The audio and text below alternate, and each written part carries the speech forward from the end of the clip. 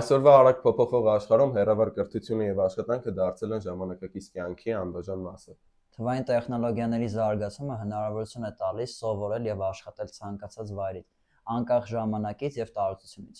Այսօրվա մեր ոդքասթի հյուրերն են մեր շատ սիրելի ուսուցիչները։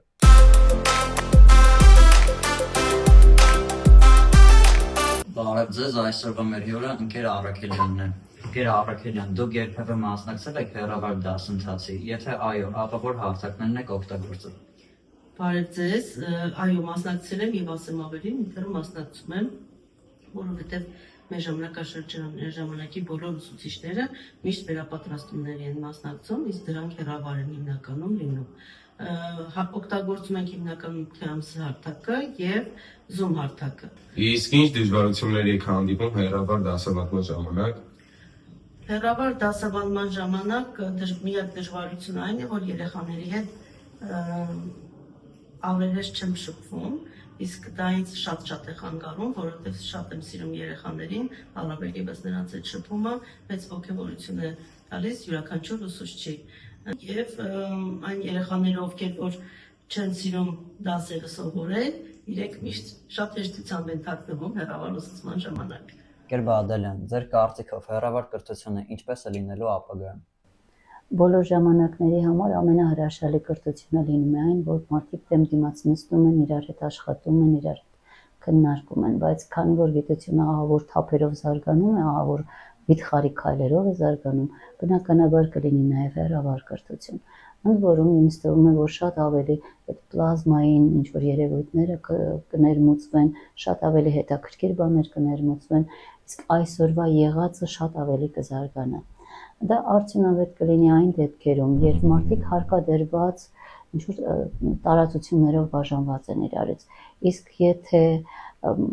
այդ հնարավորությունը կա լինել լաբորատորիայում, հնարավորությունը կա լինել կրթօջախում, դա ամենահրաշալին է, որովհետև մարդկային շփումները շատ ավելի բարձր են։ Իսկ եթե զարգանա, ապա ձեր կարծիքով որ ուղղությամբ կլինի դա։ Ցանկալի է, որ դա լինի բժշկության մեջ։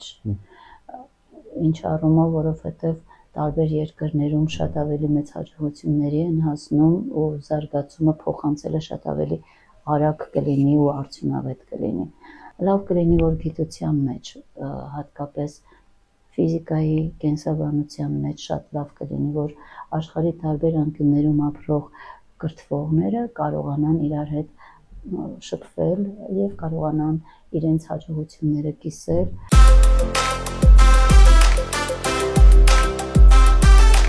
Մեզ միացել է Ընկեր Ավետիսյանը։ Ընկեր Ավետիսյան, ձեր կարծիքով հեռավար ուսուցումը արդյունավետ է թե ոչ։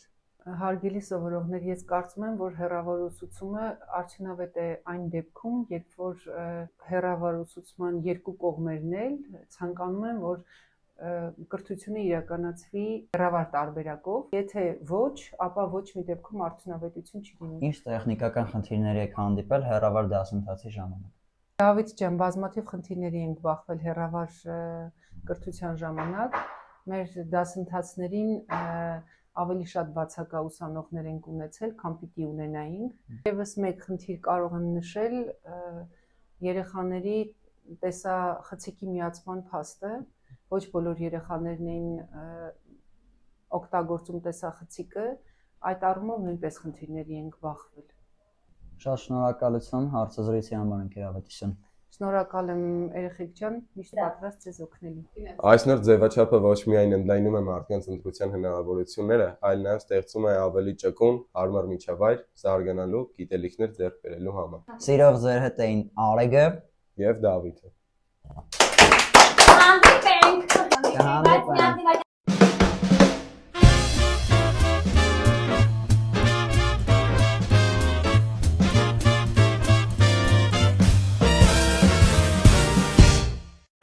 Մենք մեր նախագծային շրջանակներում պոդքասթ ենք հիմա նկարում, դուք